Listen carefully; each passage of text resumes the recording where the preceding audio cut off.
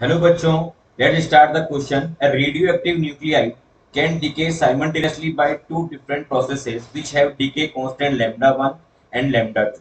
Okay, the effective decay constant of the nuclide is lambda then.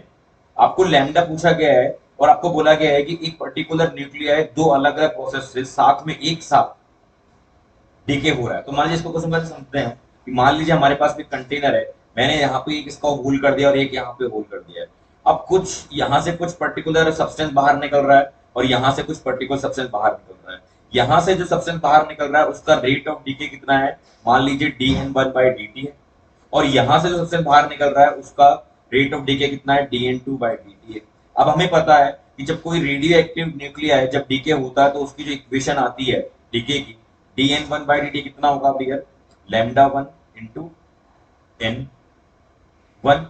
Okay, या हम बोल सकते हैं lambda one into N. N यहाँ पे क्या हो गया, initial number of particles in this container और in this radioactive nuclear.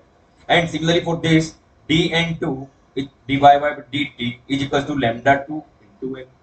Okay dear, ये हमारे पास में क्या आ गया कि ये दोनों प्रोसेस साइमल्टेनियसली हो रहे हैं, मतलब एक तरफ से तो हमारा ये इक्वेशन फॉलो हो रहा है और पार्टिकल्स रेडियो एक्टिव मटेरियल जो है डीके हो रहा है, और दूसरी तरफ से दूसरे प्रोसेस से इसकी तरफ हो रहा है। यहाँ पे लैम्डा वन लैम्डा टू क्या हो गई, डीके कांस्टेंट हो गई dear.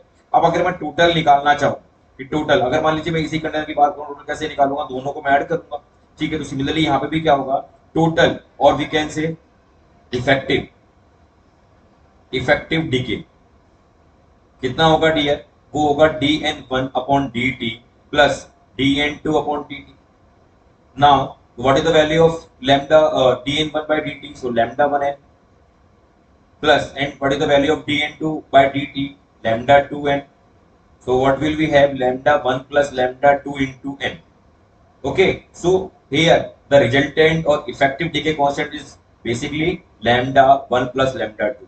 So the first option is correct for this question. Okay, so I think you will get the answer. Thank you very much.